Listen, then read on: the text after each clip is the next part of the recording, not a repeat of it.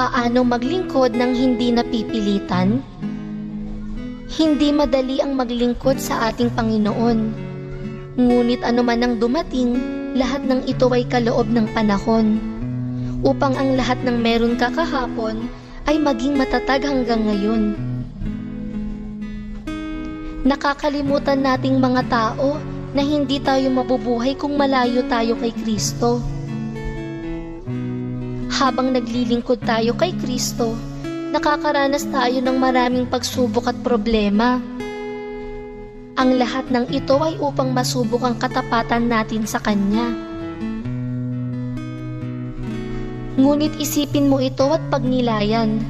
Kung walang pagsubok, paano malalaman ng Diyos ang iyong katapatan? Paano mo malalaman ang iyong kahinaan? At paano mo malalaman na meron ka palang natatagong kakayahan na maaari mong magamit sa iyong pamilya at kaibigan? Ang krus ng iyong paglilingkod ay laging mabigat. Kaakibat nito ang malaking pasakit at hirap. Ngunit sa umpisa hindi mo magugustuhan. Pagdating ng panahon ay unti-unti mo ring mauunawaan. Kapag ika'y naghahanap ng paglilingkod na magiging laging masaya ka, ang hinahanap mo ay ang tao at hindi ang paglilingkod sa Kanya. Kapag ika'y bago pa lang sa pinapasukan mong trabaho, ang hinahanap mo ay ang magtuturo sa iyo upang matuto. Sa paglilingkod sa Diyos, hindi ganito ang gagawin mo, sapagkat ang natatangi nating guro ay ang Panginoong Hesukristo. Ang isang tao ay hindi matututong magbasa kung hindi siya susubok magbasa. Ang isang tao ay hindi matututong magsulat kung hindi siya susubok magsulat. Marami bang lumalapit sa iyo na lingkod ng simbahan para yayain ka sa paglilingkod ng may kasiyahan? Ito'y instrumento ng Diyos para sa iyo, sapagkat kapag kung ika'y tatanggi, hindi ka matututo at hindi ka makakapagbago. Ang susi para hindi ka mapilitan sa paglilingkod ay ang pagkakaroon mo ng pagkukusa at pag-iwas sa pagrereklamo. Dahil hindi ka niya ilalagay sa kalagayan mo na hindi mo kaya. Iwasan mo ang magreklamo at ang pagkukusa na pagsunod ay gawin mo. Tiyak ang buhay mo ay lalago at ang puso mo ay magagalak ng gusto. Pag ginawa mo ito, magiging buo ang pagtitiwala mo sa Diyos.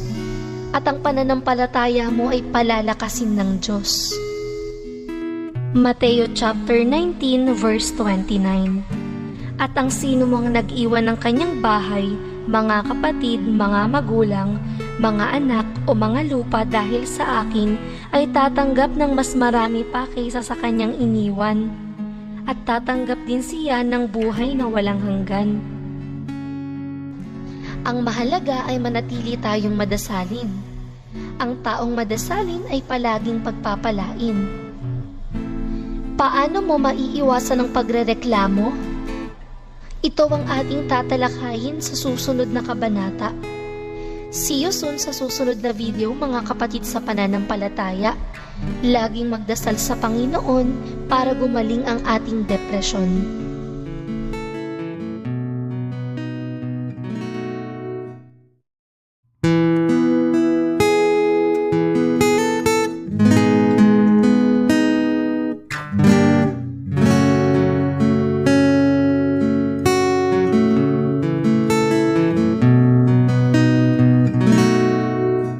Salamat po, Ama,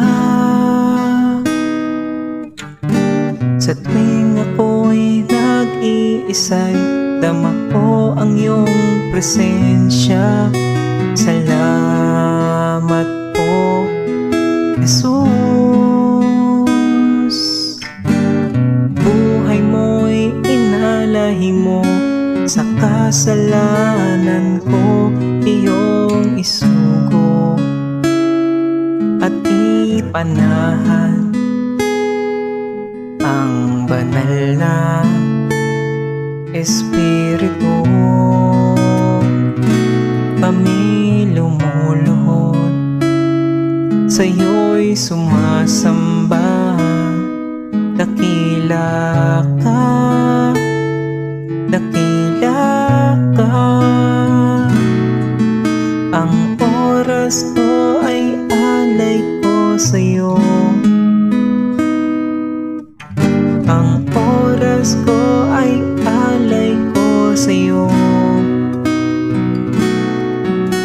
Talento ko ay alay ko sa'yo. Talento ko ay alay ko sa'yo. Ang buhay ko ay alay ko sa'yo. Ang buhay ko ay alay ko sa'yo. Iyong isugo at ipanahan ang banal na Espiritu. Kami lumuluhod, sa'yo'y sumasamba. Maghari ka, maghari ka. Maghari ka sa buhay ko ngayon. Maghari ka sa buhay ko ngayon. Maghari ka sa pamilya ko ngayon. Maghari ka sa pamilya ko ngayon. Maghari ka sa puso ko ngayon. Maghari ka sa puso ko ngayon.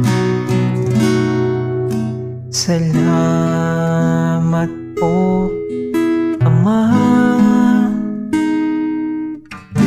Sa tuwing ako'y nag-iisa'y dama ko ang iyong presensya. Salamat po, Jesus. At sa banal na Espiritu, salamat.